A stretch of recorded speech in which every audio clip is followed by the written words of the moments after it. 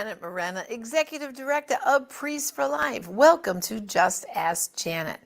Well, tonight, if some of the children are still awake, it's time to gather them around because tonight's show is for children. It's also for grown-ups too, but especially for the young people because we're going to be featuring two beautiful Christmas books that are written for children by one of our executives, Anthony DeStefano. Well, the first story we're going to hear about is called Little Star. This was Anthony DeStefano's very, very first children's book that he wrote for Christmas. And it is by far my favorite because it really puts the true meaning of Christmas and it highlights for us why do we put a star on top of our Christmas tree. So let's now listen to the author, Anthony DeStefano, as he reads Little Star for us.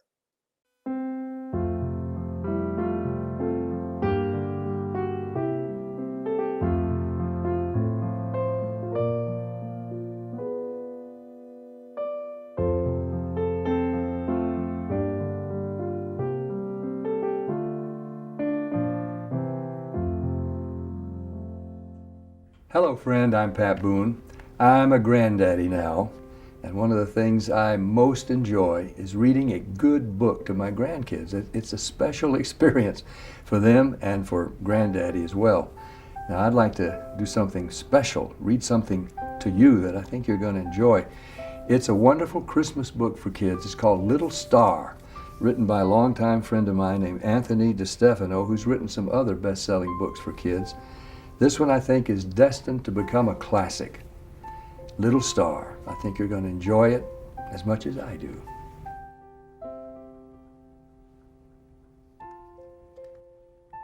This is the story of the little star.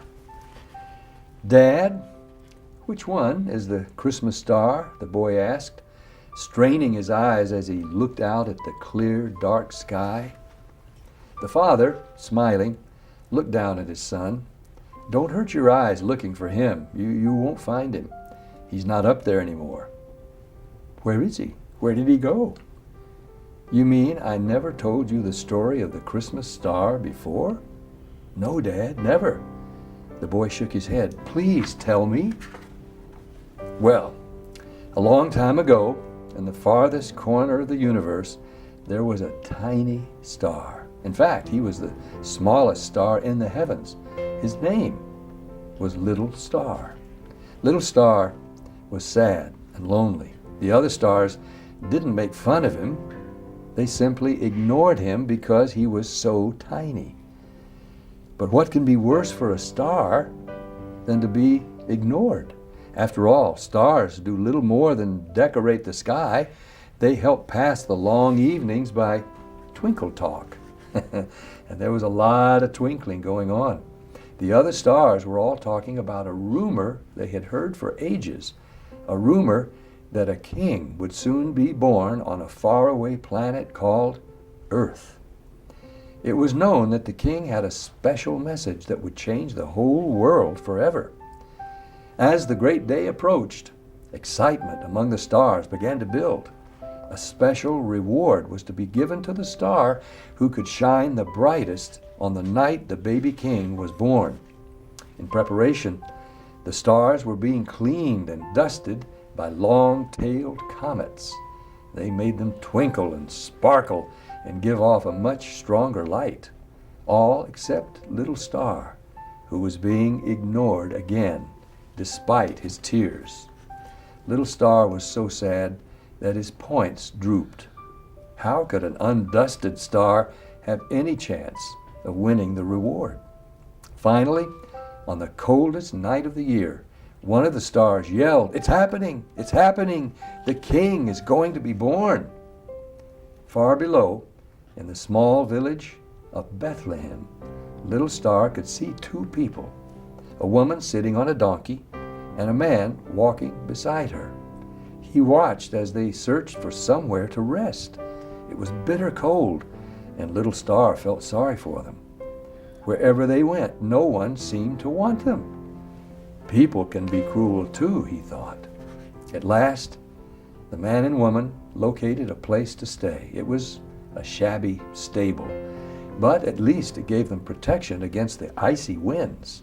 This is a strange way for a king to be born, thought Little Star. Then, with only the silent stars as witnesses, the child was born. The mother wrapped the baby in a blanket and carefully placed him in a straw-filled manger. The baby's name was Jesus. "He can't be a king," one of the stars said. "Kings aren't born poor. We've been fooled."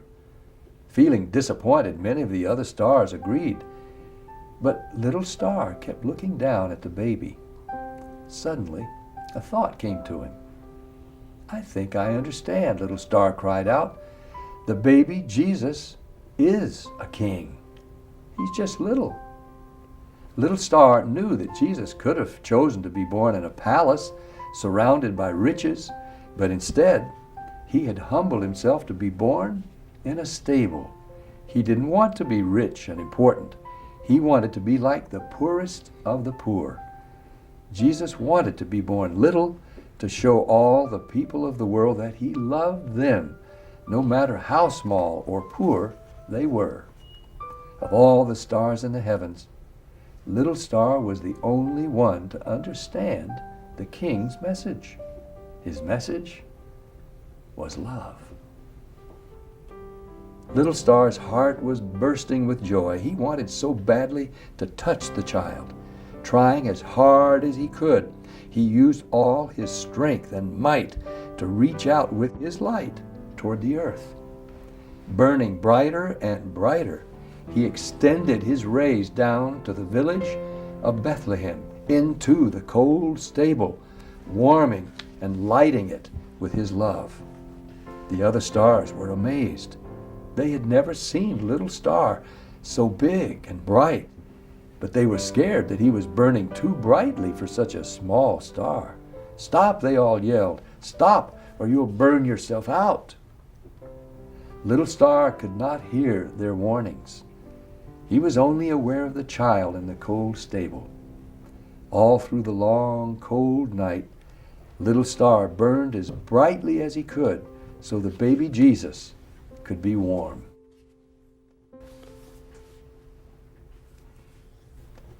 When dawn came, the star that no one had ever noticed was tiny and gray. "Little Star is gone," the other stars cried. "He burned himself out." "Well, son," said the father, "that's the story of the Christmas star." "But he's gone." The boy felt very sad. No, he's not. He's not gone at all. The father patted his son's hand to reassure him. You see, Little Star did a wonderful thing that night in Bethlehem. He gave his life so that baby Jesus could be warm. And God gave him a great reward in return. Little Star will be remembered forever and ever. "You mean Little Star isn't gone?" the boy asked. "No, he's alive," the father said.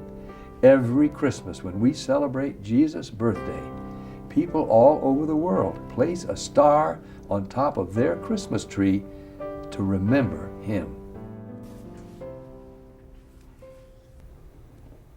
The boy looked up at the star on top of the Christmas tree and smiled.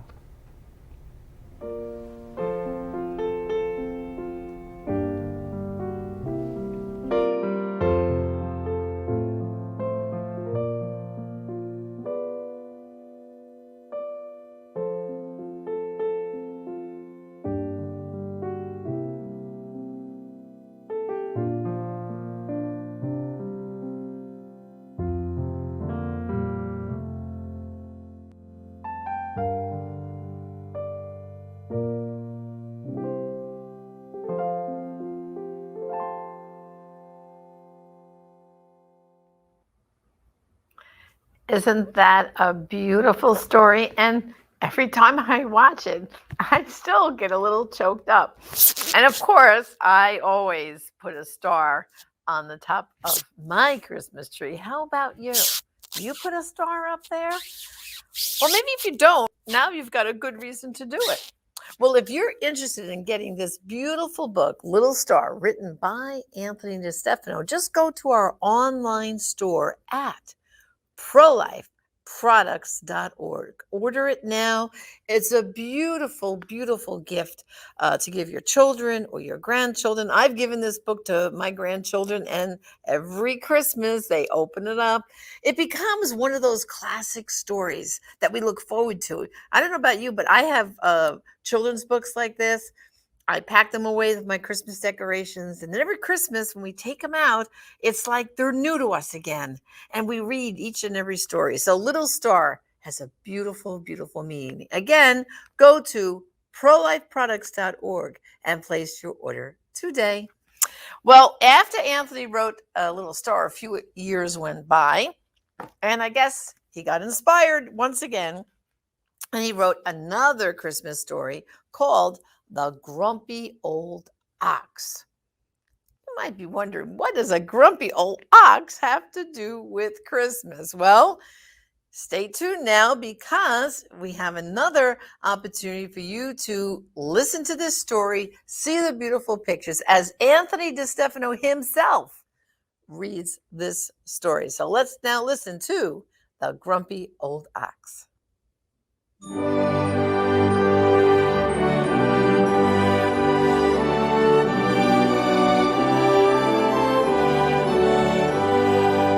The Grumpy Old Ox, written by Anthony DeStefano, illustrated by Richard Cowdrey.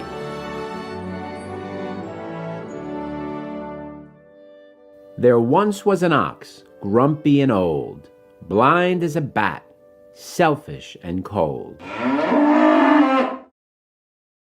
Prideful and lame, with tired old bones, he lived in a stable, depressed and alone.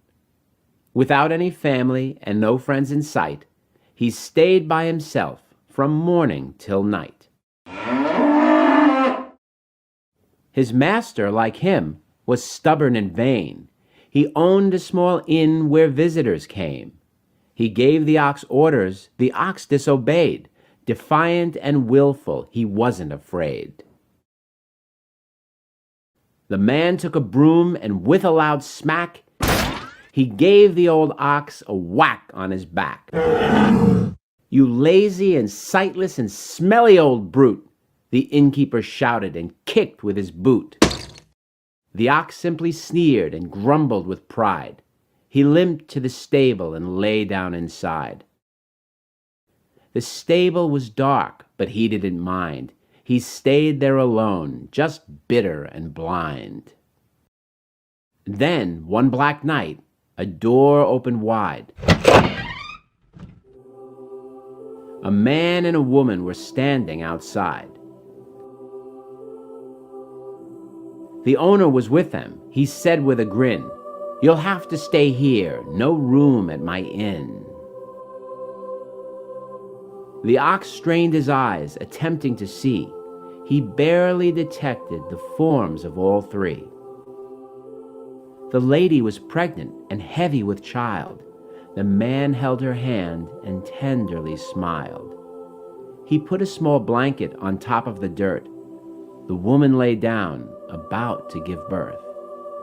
The innkeeper left them all cold and alone, without any food and so far from home. But something odd happened that memorable night, something that gave the ox quite a fright. A shutter flew open, and in flooded light. A star in the heavens was dazzlingly bright. It made the small stable feel pleasant and warm. In this simple setting, the child was born. Strange as it seems, the ox became sad because the young family was treated so bad. "I'm all by myself," the grumpy ox sighed. "The reason is that I'm so full of pride. But this little babe, so humble and poor, is guiltless and precious and perfect and pure." Just at that moment, he had an idea. He struggled to stand and limped over near the manger he ate from, all filled up with straw, and pulled it across the cold stable floor. He looked at the woman. In ox talk he said, "Take my straw manger for your baby's bed."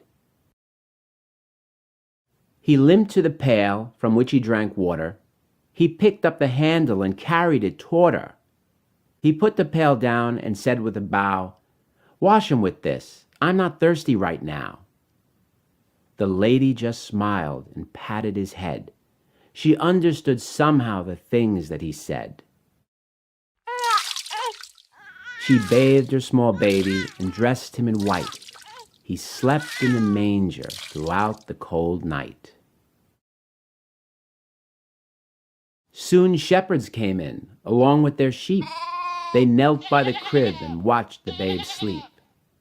A donkey and camel came through the door. They walked very slowly and knelt on the floor. 3 figures followed. Each wore a crown, each bearing gifts, each kneeling down. What can be happening? Who can this be? The grumpy ox squinted. I wish I could see. He strained with his eyes and thought for a while, then looked at the child and started to smile. This baby is special, sent down from above. Yes, that's why this stable is so filled with love. That's why these people are worshiping him. He must be from God. He must be a king. The rest of the night, he knelt on the earth, next to the feet of the girl who gave birth. The family soon left to find a new home. With everyone gone, the ox was alone. He thought of the babe, so loved and adored, while he, the old ox, was shunned and ignored. I'll try to be different, the grumpy ox swore. I won't be so prideful or mean anymore. He walked to the manger. His hunger was great.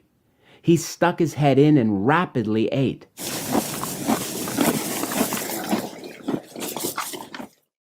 Then he felt thirsty and looked over where the babe had been bathed in the bucket with care.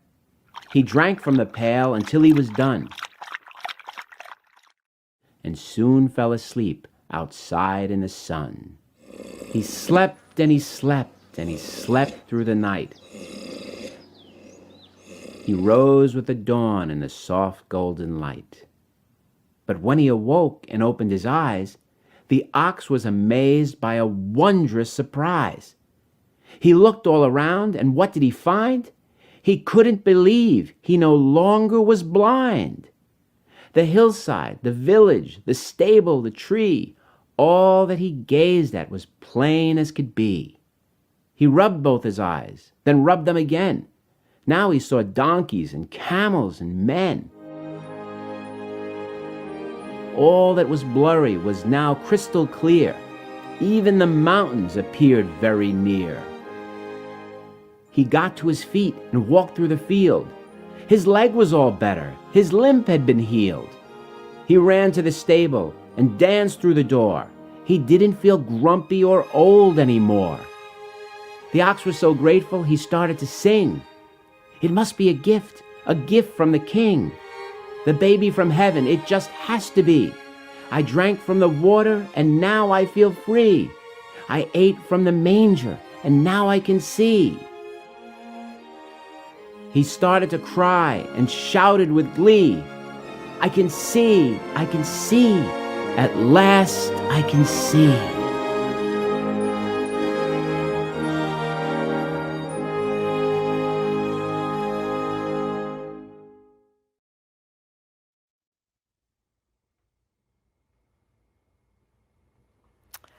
Another beautiful story, again, focusing on the real meaning of Christmas. The Grumpy Old Ox, and the illustrations in this book are just beautiful. Richard Cowdery, who is the illustrator, he's a New York Times best-selling artist that did the pictures for the Grumpy Old Ox. So you can go to our online store at prolifeproducts.org and place your order today for the Grumpy Old Ox. And of course, wasn't that terrific that we heard Pat Boone reading Little Star for us? So both of these beautiful, beautiful Christmas books are available at prolifeproducts.org. And of course, at our online store for the Christmas season, we have a lot of beautiful items, other books, resource, a beautiful brand new book written by Father Pavone called Christmas for the Unborn.